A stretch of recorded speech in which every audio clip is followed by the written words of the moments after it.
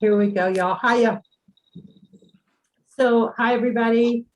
And I want to, I know I see Beckwith and I see also Bob. And Bob is being, Bob does a lot of, they're all doing human rights projects, but I want to introduce Ben. Everybody in my class is working on a human rights project, by the way. And so they know that's why I asked you to come and talk to our class, because Ben's work is, I actually met Ben in grad school. And I was the most unhappy grad student when I met Ben. And then Ben could relate to me. We related. I found like a mentor, and I could do anything. All of a sudden, my work really got better. But it was kind of going along okay, but my husband was sick. And Ben loved my work about the trailer park. And I think I was probably the first person who was begging him to be an independent study before he even accepted a position at ASU. Do you remember that, Ben? I was like emailing you going, is there any way? So anyway, to not go on, that Ben has been my mentor and friend and teacher all along my artist career.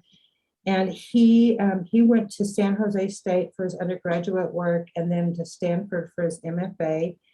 He literally invented a photo process, it's chlorophyll processing, and made some amazing work. I put his website, hopefully you guys looked at it, about the war in Vietnam and the Cambodian, the Khmer Rouge.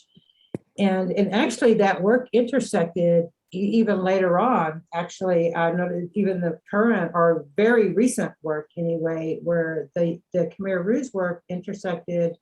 To me, it's an intersection into the daguerreotype process, which just actually gave it another level, in my view, of more of an implicating kind of piece to it, where in the daguerreotype, that you can see a reflection, and Ben will talk more about that, but it implicates the viewer, basically, is how I'm seeing it. And it's interesting how it's intersected. So I don't want to keep going because I want you to get to listen to him, but he's shown his work all over the world, the Smithsonian, very important places.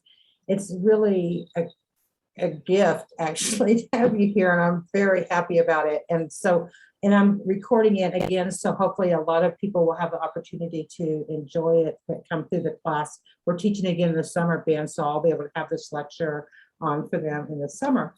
So without further ado, and Tea Talk with Jane and Ben, I want to turn it over to Ben. Thank you very much for being here. Well, thank you, Jane. Thank you for the folks in the Zoom room right now. It's a very nice, intimate crowd. I love it.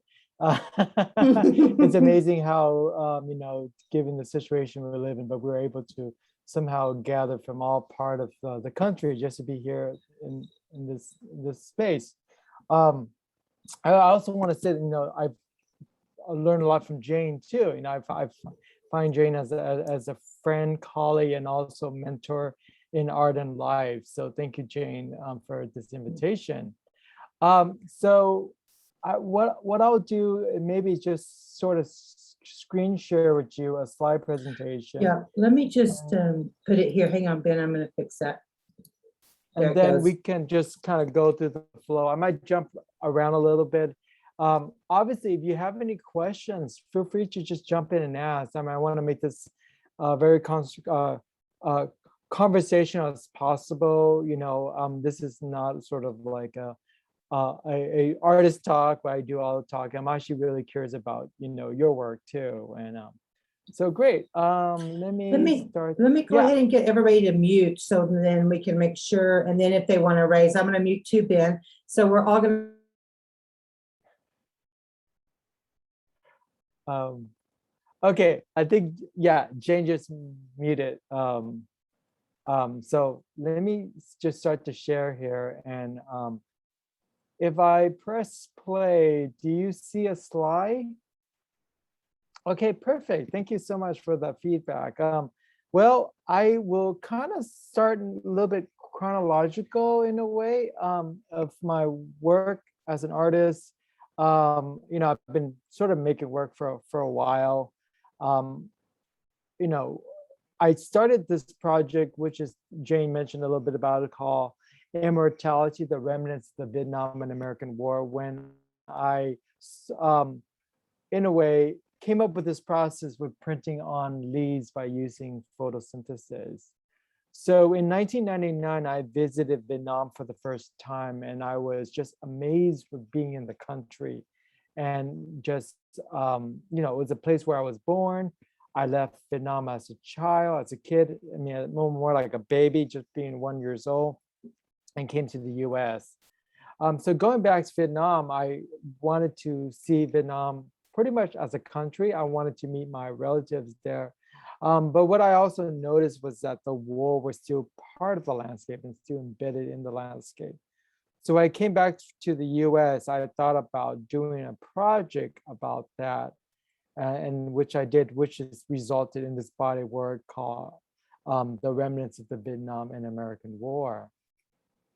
And I was just standing in my mother's garden in San Jose, California, where I am these days, teaching at San Jose State University, and we're just thinking about like, how can I illustrate that? How can I illustrate that the war, it's still in the landscape? And I mean, it's physically in the landscape. You kind of see like bomb craters and tanks, but it's also metaphorically in the landscape where, people's trauma are part of the land, and the plants sort of take up the that event that became part of the landscape too. And when I was growing up too, I became really fascinated with the Vietnam War by watching Vietnam War movies. Hollywood movies kind of sort of like retell this history. And because it was a war that my parents didn't talk about, I knew that because of the war, we came to the US. Um, so when I was watching these film, I just noticed so much of the land because it's so, the imageries were all focused on landscape and bombs and rice paddy. So I think from that sort of early on, viewing of Vietnam in the movies sort of set the stage for me as being a landscape photographer. So a lot of, again, my work is focusing on land and history. So this process itself is not hard to do. I call it chlorophyll printing, or chlorophyll prints. It's sort of what the medium is, and it's actually stuck. Nobody tried to change the name of it. But if you do like a Instagram hashtag chlorophyll prints, you can actually see what other people have done with this process. And it's quite an easy process to do.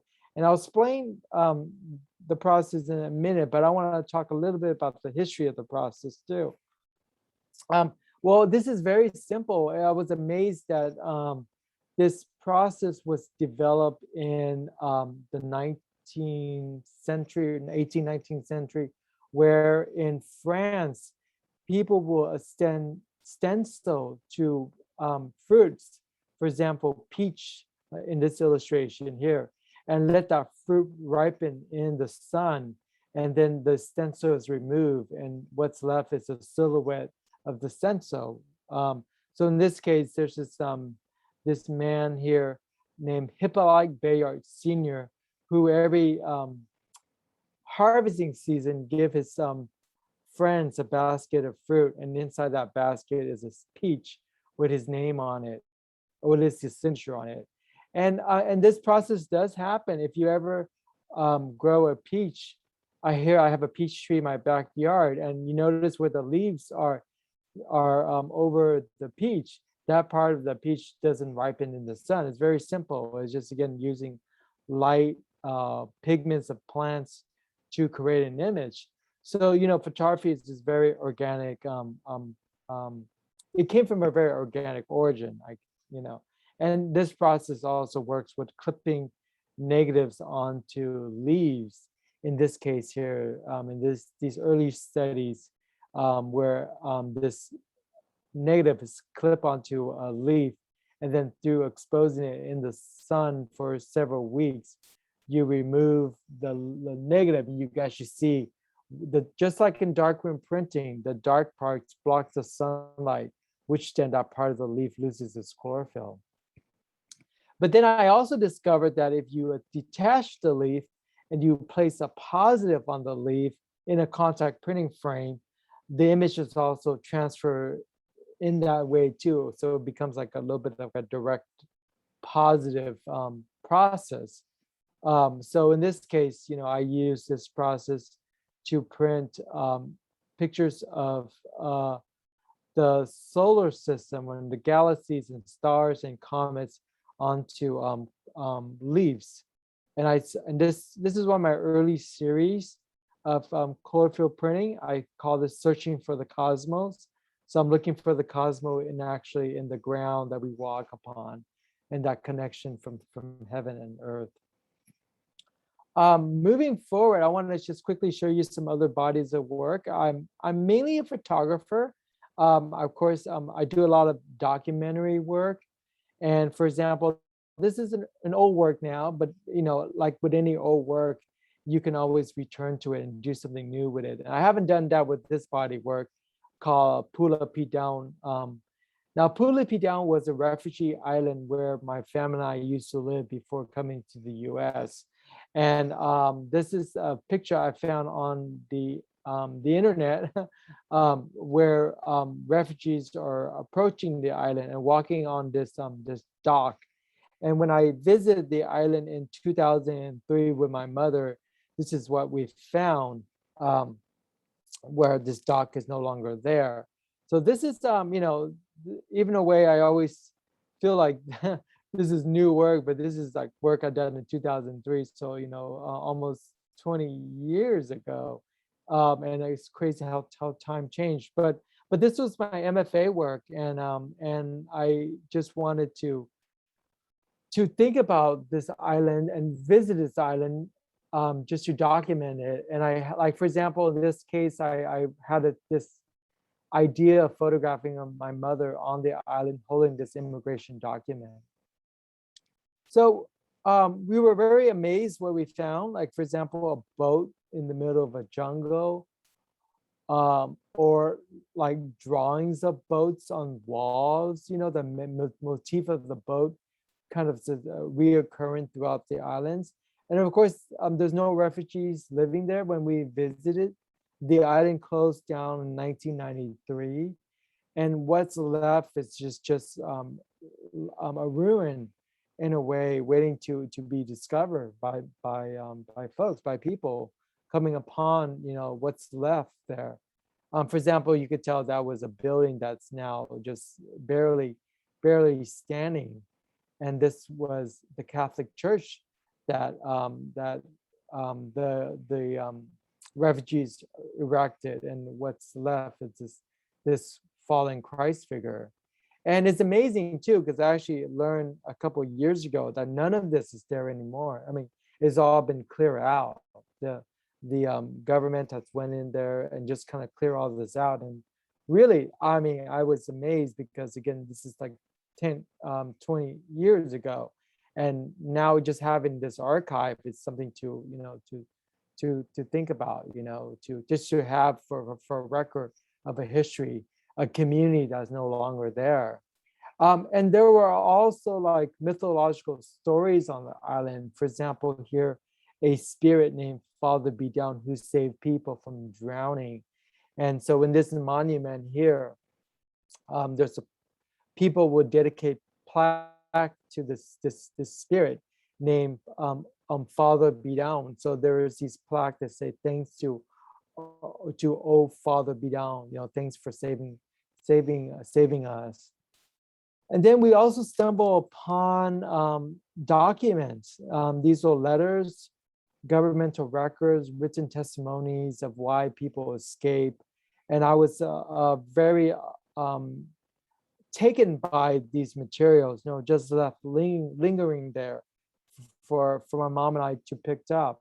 So I scan in the documents. For example, these are writings of people's testimony.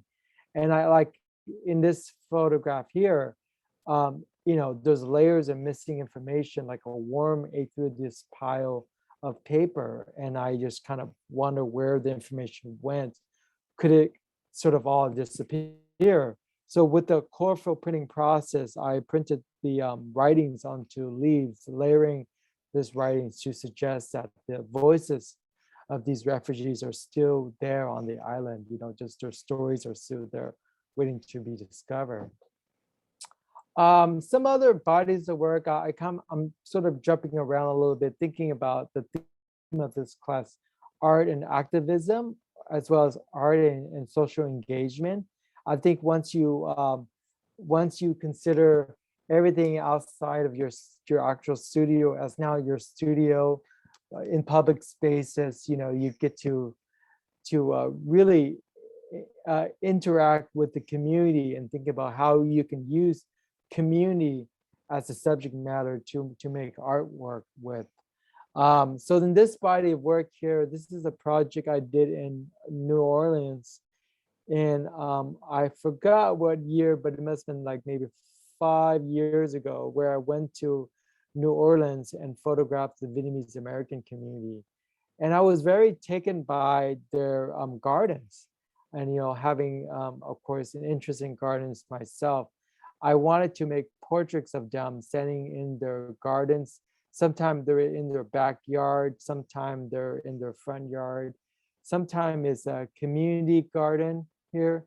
For example, this is a community garden that was set up by for the seniors in the community to have something to do, and they will grow these crops and sell these food to these very expensive restaurants in the French Quarter. This is a couple who has this amazing greenhouse in their backyard that just kind of goes for like about 50 feet or so. It's just, again, and they just do this all themselves. It's sort of their retirement activities, and it's amazing how they're growing all these sort of native plants that came from Vietnam too. So some of these seeds are smuggled over and then are now, of course, changing the landscape of New Orleans. I just noticed a chat here. Okay. So just moving forward here, this is another woman here in her garden. And of course, there's these sort of tropical plants she's growing. And of course, this guy here. So yeah, I wanted to make portraits of them. And in the exhibit was at the New Orleans Louisiana State Museum. And then I was able to also look into the archives, and I don't have slides here to show you, but I juxtaposed the photograph with instruments of I found in the archives, for example, like compasses and the steering, like a boat steering wheel, kind of thinking about migration and boat people and all that sort of story. So that was part of this. Hey, Can yeah, I just, Jane. I was going to ask you, when you did this project, did they approach you? Did it just, Louisiana, and that's unusual, unusual thought. I didn't even realize the Vietnamese community until now. You're talking about the project. There was a thriving Vietnamese community in New Orleans. So how, of course you would know, I guess, but how would you know? How did you find this project just quick, and then get involved doing it? Well, yeah, I do have family in New Orleans, and of course Oh, okay. there's a growing Vietnamese community. There's actually quite a lot of Vietnamese people living in the Gulf state. Some came over as refugees, others just moved there from after being resettled, looking for opportunities. Texas, of course, Houston area have a large Vietnamese community. So yeah, when I was approached by the Louisiana State Museum as part of the Photo NOLA photo festival organizer, they invited me to come out and just sort of do a project, and this was the result of it. Now on the community, when you were talking about the seniors, does the community work in a, like a village in a way where they're all supporting? Like, for example, they're growing to sell to the expensive restaurant. Yeah, here, so are they using the profits and building a little business? Are they, how They does it do. work? They Okay, get, yeah, they get wages from uh-huh, working on this community farm, and all the work, I mean, all the foods, all the crops are organic. So uh-huh, it qualifies for some of these restaurants when they're looking for, ingredients for their expensive courses they serve uh-huh, there. So uh-huh, yeah, and when I was talking to them too, they were they really have to take care of the plants because they know that if any of these sort of crops are like damaged, the uh-huh, restaurant will reject it right away. And they uh-huh. couldn't understand. It's like, wow, this is just like still good to me. Why like Yeah. throw these away? But they understand, of course, it's Mhm. they're the Business, yeah. restaurant's trying to serve their clientele. But yeah, no, this is yeah, so A this corporation or a co-op and, it's a co-op, and it's all run by the Vinny's family who set this up for them. that's Yeah, so good. yeah, I love the investment in the community to build something that anybody could participate, seniors, because there's a young guy too. So many seniors are left behind. It's pretty great. Okay, sorry, I just wanted to see if there was you said interrupt you. yeah. No, please do. Okay, I don't mind at all. I have I'll go on to the okay. next project, since Jane did mention about it too, which is this one here of while researching the Vietnam War, I came across this very dark event in the history of Southeast Asia. In 1975 to 79, 2 million people lost their lives to murder and starvation when the Khmer Rouge forced the urban population into the countryside to kind of fulfill the idea of an agrarian society. So anybody who was in Khmer Cambodian were to be executed. And today, if you ever visited uh, Phnom Penh, the capital of Cambodia, you might want to go to the Tuol Sleng Genocide Museum. And this was once a torturing facility for people who didn't go along who didn't go along with the Khmer Rouge. So then they were tortured. Their testimonies were written up. A file will kept. A file will be reported about their crimes, and then of course they were executed. And then so today there's these photographs that are there at the museum, and the viewers can like look at the faces of these victims. These were actually meant to be mugshot. But they're kids, and they're people who are 100% all innocent, right? I mean, if you weren't Khmer Cambodian, you were put to death. If you weren't like if you wear glasses, you were considered educated. You were put to death. If you were an artist, you were put to death. So they didn't, they wanted to just sort of make Cambodia back to its glory days of Angkor Wat, the Angkor Wat time. So there, again, scarily out of that beauty came this darkness. So I made altars for these victims, and I wanted to make I wanted to take these mugshot and make them into altars, so a place where the living and the dead could come together and meditate on compassion. So these are some of the chlorophyll prints from this series, and this is sort of an installation of the work a while back ago.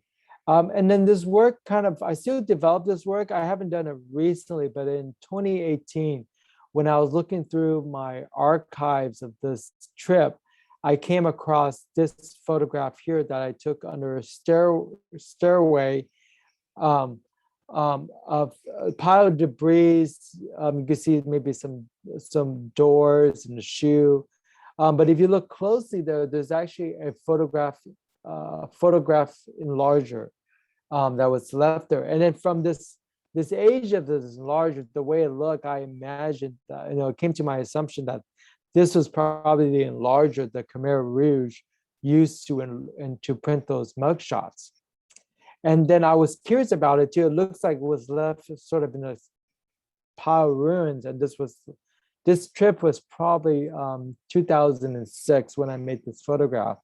And several years ago, I contacted the museum to see if they still have this enlarger, and they still do. They actually pull it out of their archive and send me a cell phone photograph of it, cell phone snapshot of it. And they did say that this is the enlarger that was used to make those mug shots. So again, it was very haunting to see that, photographic tools as objects of torture in ways. So then recently I've started working with the daguerreotype process. So I've been taking my imageries from this trip and printing them onto daguerreotype plates. And as you can see here, this is one of the many showcase of these portraits.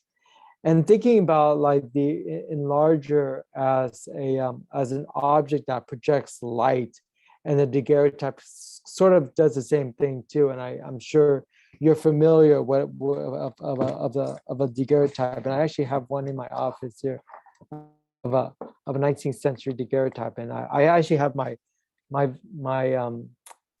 portrait, my thumbnail view is off, so I'm not sure if I'm holding this correctly, but you can see, that it's a mirror image, and it refracts light, and it's a 19th century process.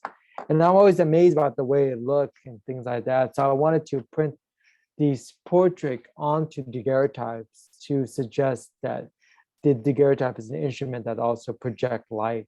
Hey, yeah. Is there? Oh, okay. I'm sorry. Somebody just left. Okay, saying goodbye. That was a question. But anyway, but yeah, I'll show you some more pictures from this series here.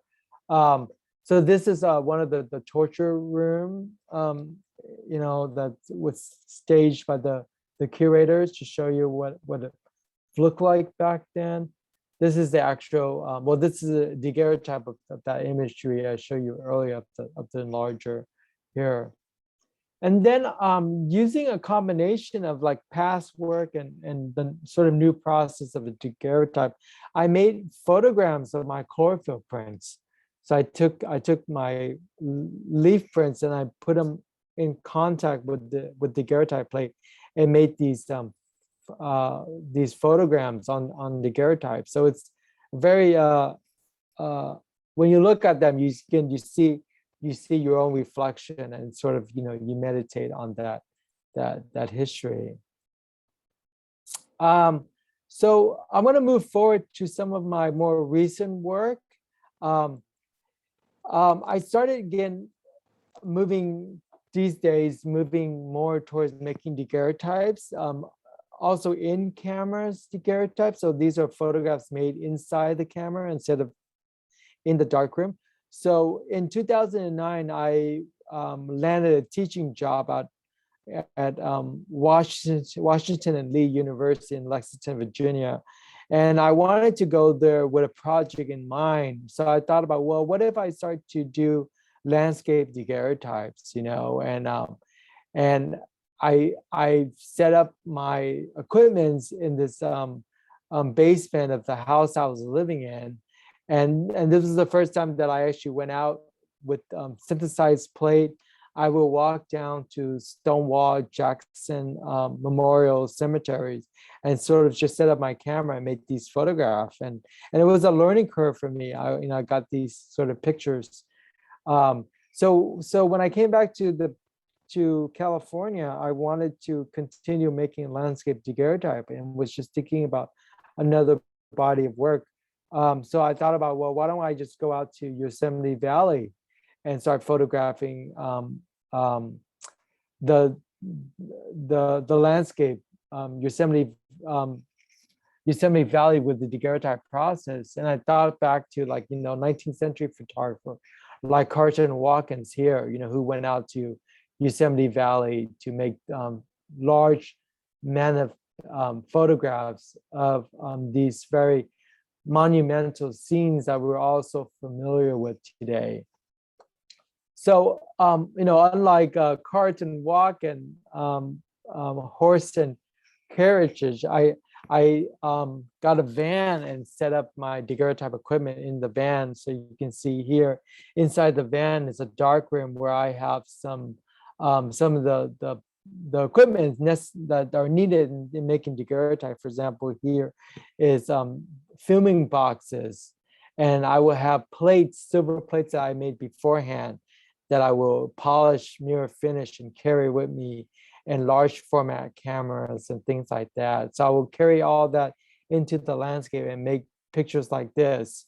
Well, the picture on the left is actually a photograph by the Boston photography studio, Softworks and Hogs. And, one thing, to make, when you're an artist, you always sort of think about history and also contemporary art, and you ask yourself, like, well, what's missing in that area? And for me, when I think about daguerreotypes, I think landscape photography is missing, so I went out and used it to make landscape work. So in a way, I kind of sort of developed a whole new language with this medium that's so 19th century. And the way it looks, it kind of gives you capture like sort of like a 19th century feeling to it because of the long exposure and also the highly detailed quality you get. And of course, you all know it's impossible to make a reproduction, in slide format of this process for you to see. You kind of have to just experience the image, the photographic plate in real time, real in real situation.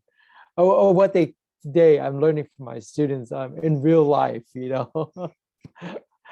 I guess there's abbreviation for that too. IRL or something in real life. But anyway, I wanted to do this process because thinking about the landscape, thinking about the national park as this place where it's sort of like this greatness of America, even though of course it's very complicated, thinking about the displacement of indigenous people of this land to create the parks, right? But for Americans, when you go visit the national park, you're in awe of the beauty of this land, and I wanted people to think about that. And of course, with this process, being highly reflected, a mirror image, you also see yourself in the national park.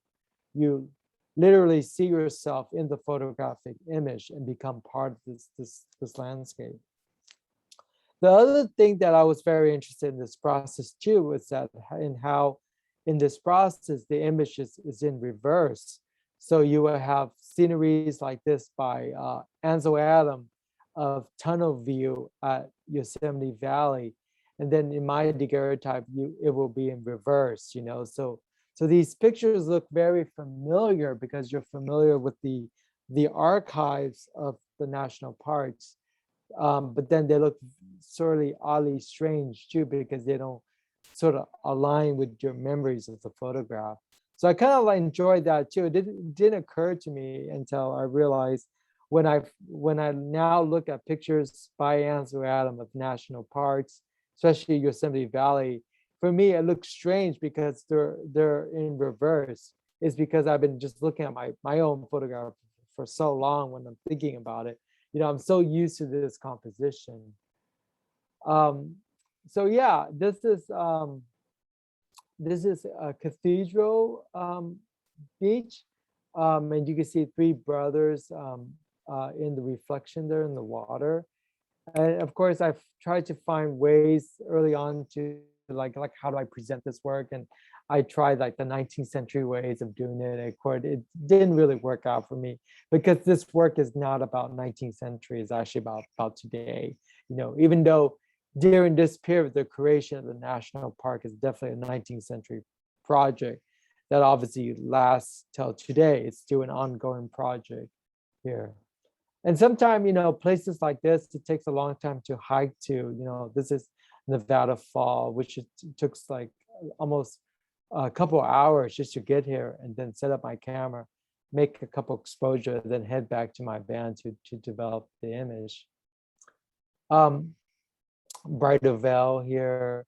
And once in a while, I get people into my photograph. It's rarely that they do appear, but once in a while they do appear. For example, here I was watching this couple getting their wedding portrait made. I interrupt them and asked if they could pose for me too. So they did, and I got this nice wedding couple here. So I continue with the National Park series. The title of the series is always sort of in progress. I'm not sure what's the actual title of this project, but I do call it the National Parks because I've been just going out to the national parks like Grand Canyon here and photographing the land with the process. And for example, here, it's hard to tell, but on the rock here, there's a guy standing there and he's looking at his cell phone, I think that's such a commentary on technology too. We're thinking about, reminds me, of course, this photograph by Louis Daguerre of the man getting his shoe shine. And of course, standing still for that long to be recorded in history. So yeah, I'll show you a couple more slides and then I'll jump into a more recent work, sort of kind of going back to the topic of this class here. But yeah, no, it's been fun. I haven't really gotten out much due to the pandemic. But a year ago, I went to Yosemite Valley during the winter, so got some nice photographs there at that time. This is Death Valley. This is looking at Dante's Point, looking down into Death Valley, and of course, traveling to places like Arches National Park. When I was in Arizona, I photographed the Saguaro National Park. Here, I'll show you a couple of other scenes. Canyonland National Park. And on the way to Canyonland, you will pass Newspaper Rock, where there's all these petroglyphs that are there on the rock. About some of these are like about 1,000 years old. So this is the Roosevelt Arch at the north entrance to Yellowstone, and of course on the motto up there inscribed on the arch is a quote from the Organic Act of 1872, the legislation which created the national parks, and it said for the benefit and enjoyment of the people. And just keep in mind, because the image is in reverse, that's the reason why it's backward. But so this is the idea, again, as I mentioned before, that you will also see yourself in the picture here. For example, this is a past student of mine, Branham Ng from Arizona State University, here looking at the daguerreotype plate. Yeah, let me just take a quick view of my slides, see how much more I have to. Okay, I can just go through them all. There's not much more left. But other than that, I've been, just traveling in the van. It's almost like I kind of see it almost like a Robert Frank project. I actually want to do that maybe one day, write a grant to travel throughout the United States with the daguerreotype process and just kind of photograph. This is Old Faithful at Yellowstone National Park. And of course, when I was up there trying to photograph the geyser, shooting in the air, when I developed a plate, it looked really weird. It was very abstract. I couldn't tell what I was looking at. So then I realized, well, I got to pull back. I actually need to show the crowd looking at Old Faithful, coming together in that moment just to watch this geyser, go off here. So this is Shoshone Falls. And then of course we have Spiral Jetty. Um, and this is actually in Arizona. This is a Papago Park. And I actually staged this scene because I was in a documentary and they filmed me out there. So they actually asked people to step into the pictures so then I can get like a silhouette of them, sort of, well, not a silhouette, but a ghostly sort of imageries of them as they look at the scene and they walk off from the frame. So yeah.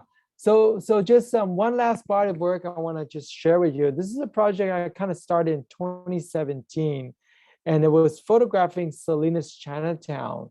And I heard of this place, Salinas Chinatown, and I kind of started going there and making daguerreotypes of it. And I was invited, to photograph it, but I wasn't really sort of committed to doing a project. But I was, again, just being a landscape photographer or even like a sort of urban photographer. I was just fascinated with just what I can find there. So this is actually the daguerreotype, and this is actually how the scenes look in the 1940s here on Soledad Street, and that's Republic Cafe, which is still obviously still there today if I show you this image. So there's a lot of people trying to preserve this building because it's a historical building here. But lately, what's been happening in Salinas Chinatown is that the unhoused community have been living there, taking up that place. So in 2019, I applied for a grant called the Creative Work Fund from here in California, and got some money to develop this project further. And my project was actually to go out and photograph the unhoused community, to ask them to take part in this this portrait project. So then I will walk with my large format camera and I just talk to people and get to know them and ask them, to pose for me, and they willingly, pose for me. So I've been making these pictures of people on the street, living on the street, and there's a sort of ecosystem that happens here too. There's people who are activists. There's people who are just like this guy here. He runs like a recycling shop, and a bike shop and everything. So it's, again, just amazing just to come across folks. Of course, if you go anywhere in the United States, you come upon a homeless community. People just experiencing homelessness, and looking. I'm trying to basically survive on the street. So yeah, this project really has grown. I also, instead of also making daguerreotypes, I don't have it here, but I have videos of them. I set up a backdrop where they can actually I interviewed them. So this is a very comprehensive body of work that's going to be debuting in Salinas Chinatown sometime next year. And then I could, definitely wrap up the project and the grant. How long are these, sorry, Ben, how long are these exposures going on? These are in direct sunlight with quite with the portrait. So they're about 10 seconds with a very large aperture. Oh, they're doing great, aren't they? I mean, they're good portraits. Like, yeah, I have to explain them the process, and of course I've been there, and they do recognize me when I come, because I've been here like almost like 20 times, just back and forth. And throughout the summer I did a lot. Once the COVID restriction was lifted, I was able to sort of felt safe more getting out there to photograph them. But yeah, no, they're I tell them, give them the instruction to hold still for 10 seconds. And then they did it. Yeah, it's too bad. I mean, I'm not in my studio. If I were in my studio, I would just sort of show you some actual play. They're about 10 by 12, and some are 8 by 10. And of course, again, the idea is that you will see yourself in this portrait too. You, the viewer, also see yourself in these scenes, and hopefully, thinking about yourself in their situation. Um, so yeah, I also took some color pictures too. Since I was out there, just wanted just sort of just collect as much information as possible, to make into a body of work. Um, so yeah, let me sort of, oh, there we go forward here. This is a junior. The previous week I gave him some art supply, and then I came back the next week. I noticed he was just started to decorate himself on this with the markers we give him. So then, since I've been working on this project in 2017 till now, it's been changing. This is what they call a sweep, when the city comes and clean up the street. They just start collecting people's stuff and they clean it up, and then of course the unhoused community will come back weeks later to start to populate the area again. But they also have set up so you see out in the blue building, that's a transitional housing and sort of low-income housing for people on the street. So they just built that a year ago, and that's where the exhibit's going to be in the community center there. So then people from the neighborhood could actually see themselves in the gallery. Yeah, that's let's see what else I have. I mean, that's about it. For example, I we're looking through the archives is always so important for me. This is again another part of that Chinatown, that building got burnt right there. But this is like probably this year I made this picture, but this was in 2017 when I made that photograph. Then it's it's a little bit different now. But I was also looking through the archives. These are like Filipino man. This place is also one of the oldest Chinatown. It's also written in the John Steinbeck East of Eden, so it has a history to it. It's also one of the largest and thriving Chinatown of its day. And of course, I also wanted to photograph the community members who still own buildings and like the Asian American community who grown there. For example, this fella here, if I go back in this picture here, you see, I don't know, but I don't have my pointer, but there's on the right, there's a boy looking out of the camera with standing there. So that actually is his grandfather. So this is a daguerreotype of him today. Let me go to the next slide here. So that's his grandfather. So you can see you can see his grandfather in the background, in the backdrop that I used to make this daguerreotype here. So the daguerreotypes, again, when I do document them and I look at them, I'm so disappointed of them, the way they reproduce. But of course, once you see the daguerreotype in person, it looks nothing like what you see here on the screen. So again, these are just some banner materials that I use as a backdrop. Then I also photographed some of the women living in the low-income housing. Sort of just did a workshop with them and photography, and they posed for me after the workshop here. So yeah, that's all the slides I have for you. I don't know, I'm at 43 minutes already. Do you have any thoughts and questions? Anything you want to go back to? Hey, Bob, are you there with us? I don't know. I hadn't seen him come on. I know he was there, but what I was going to ask Oh yeah, you. he's there. He's there in the chat. Oh, it is? Okay. Yes. Come up, and do you have any questions? I was going to ask you, first of all, it's really great that you're doing those social, because people just don't do that enough. I always think that's one of the most important parts of being an artist is engaging with people to help them create and express their own story, or just gives them agency no matter what. So I just love that part. But I thought it was amazing how sharp they were, that they could literally sit there, for 10 seconds, and those portraits look great. I was like, oh my Yeah, gosh, you know. and really direct sun too. So that's Yeah, but man, they're beautiful, and they do look a lot different. But let me ask Bob, because I don't want to take up. I could talk on, but Bob, do you have any questions? Amazing work, he says. Thank you, Okay. Bob.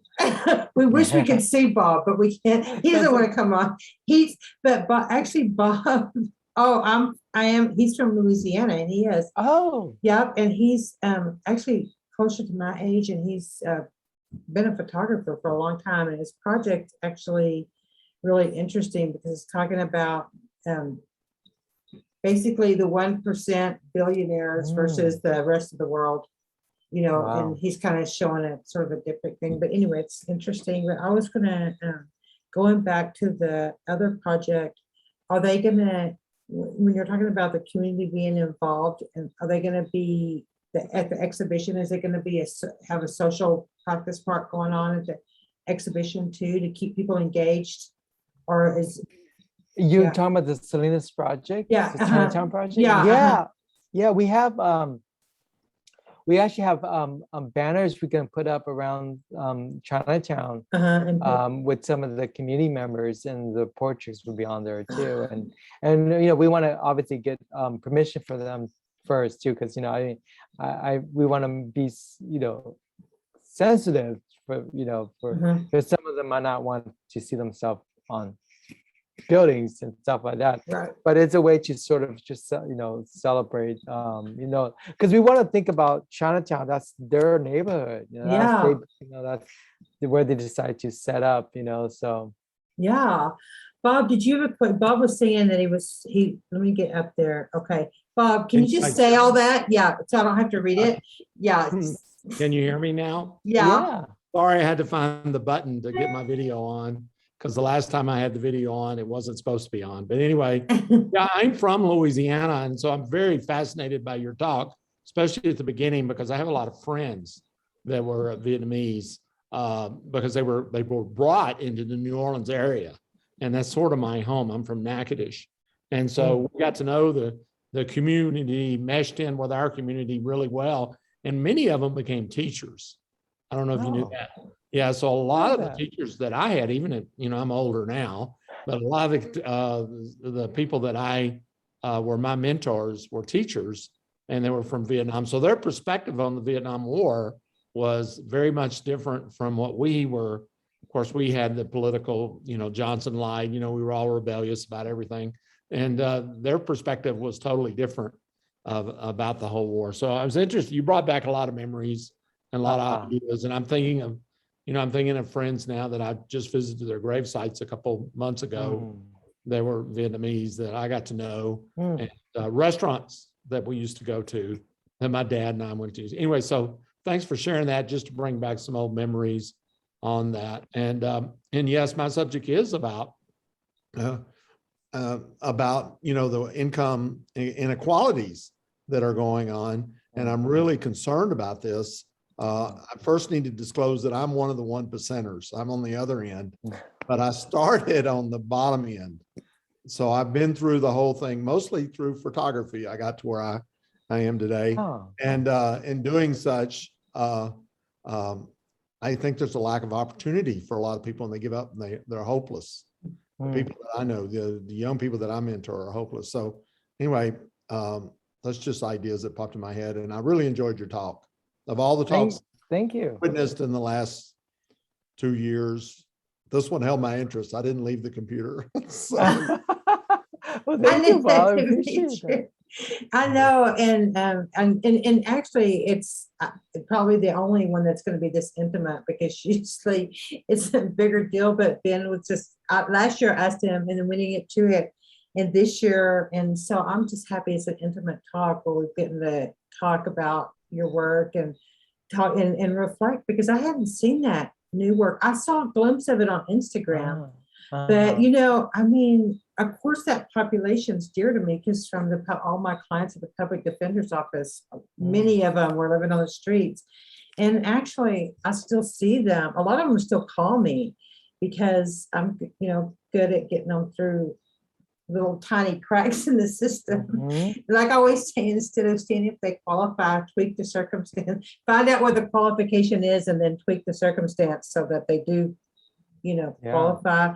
But anyway, it's a really interesting body in the sense that I was amazed, like you did, they're able to stay through the process and get, there's that relationship, because if you can hold someone into a photograph for 10 seconds, and create that daguerreotype, there's a relationship that's developed, like you talked about, being there 20 times. And I think that's really important for students to understand, is that these photographs, anytime working with the population, it doesn't come like that. You got to know the population to start to really create an intimate image. Like, I love the one with the lady in the jeans too, the black hair, the Mhm. dark hair, because there looks like there's all this vivacious relationship, like going on, like she probably was a talker,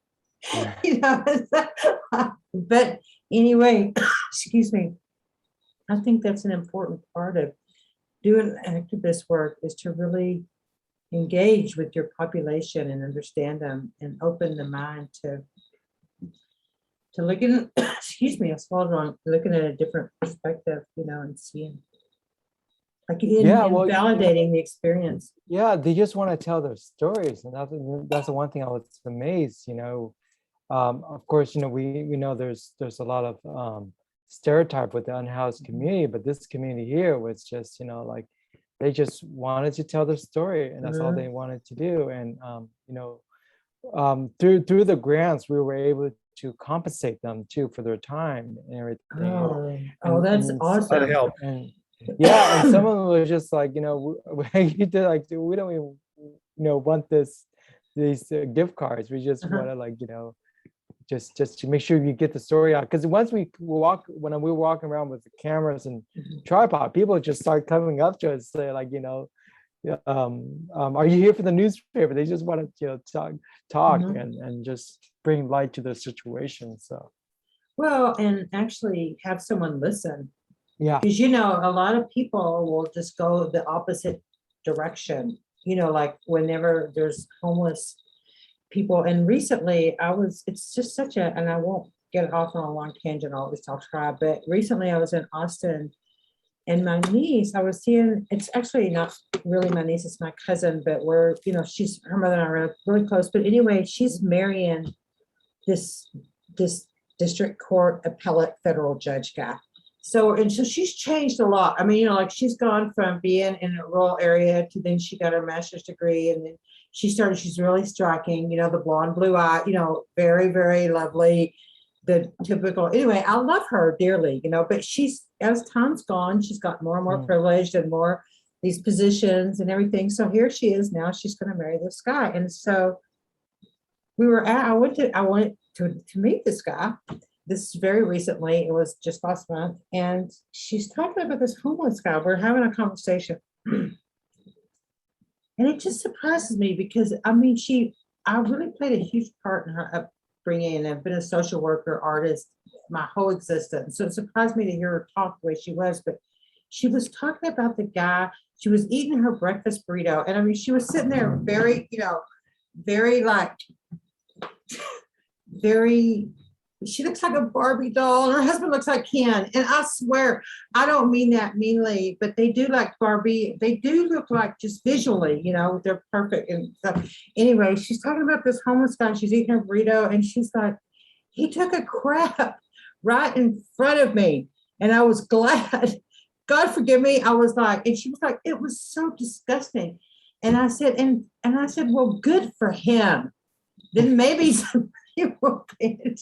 I said, and maybe it would bring awareness to you that he might not have had a bathroom, but I mean, seriously, but she was just like so different. And it just really struck me that that's a typical attitude, like she's just speaking to the population that she's engaging with, like she's talking to people that feel that way about homeless people, in other words.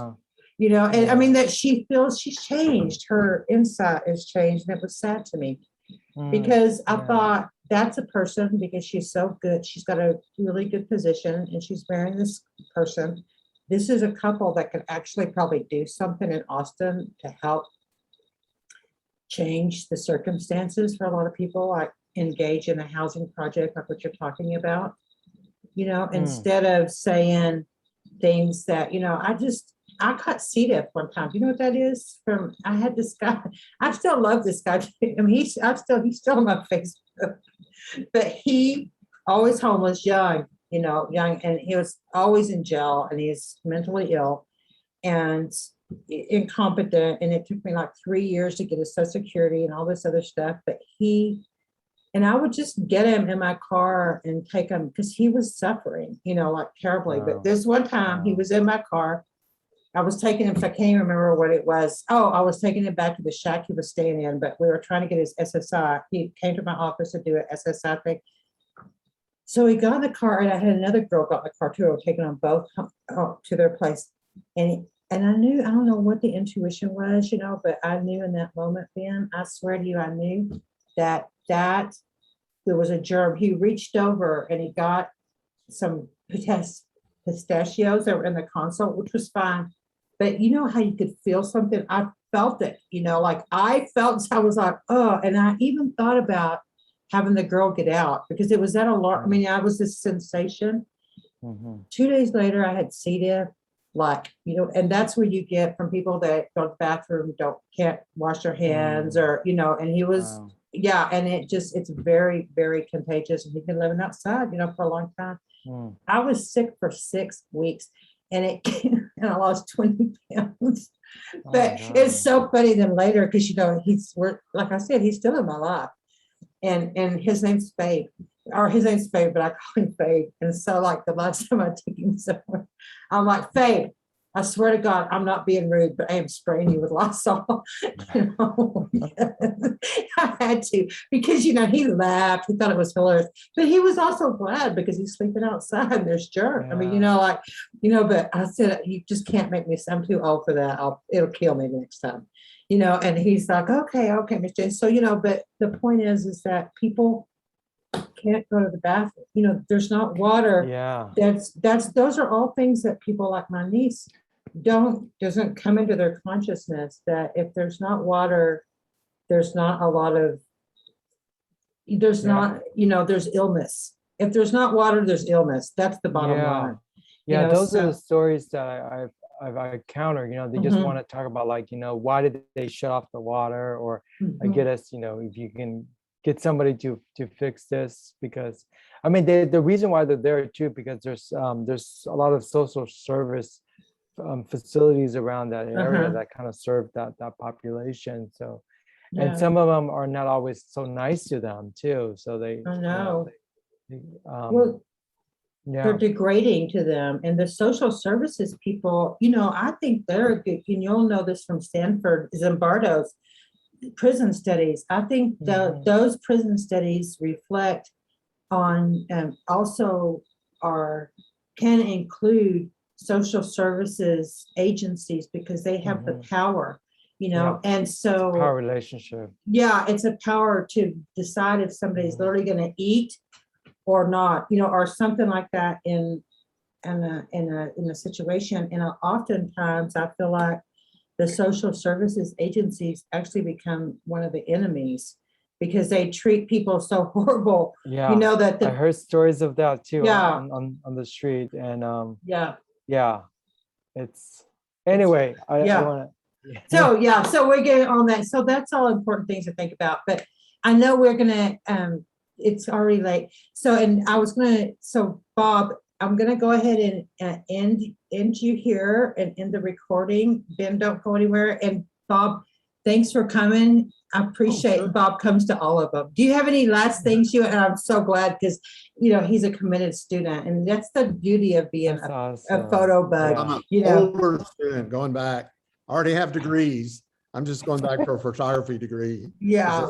My career. That's great, Bob. It's just interesting to me that, I switched from film to digital in the 90s, early 90s, and I'm watching you and others like you go away from technology, building vans to go out to do all this very difficult I've to hike 2 hours into Yeah. a national park to get 2 pictures. Yeah. When you take a digital camera there and come away with 200, it's just, Yeah. that's commitment, to Yeah. do that. So, Well, definitely. I mean, it is, I think it's a passion project. I think we all feel that when we have a project we want to do, and this is a way to do it, and we stick to it. So, I mean, I have tons of story with Jane and I, and Jane and her projects too. But Well, I'll say that for another day. Yeah, another day. There's a So lot of I'm technical still good. things with the guard type. Yeah. Yeah, it's a hard process. I still chip away at it. But Yeah. it's still like being a beginner forever. You got to do it all the time to really not be Yeah. a beginner, I think, But anyway, Yeah. Bob, I'm going to stop recording now and we'll see you soon. okay. Thank you. Okay. Okay. Thanks, You I take enjoyed care. it. Bye-bye. Thanks, Bob. Good meeting Bye. you. Okay.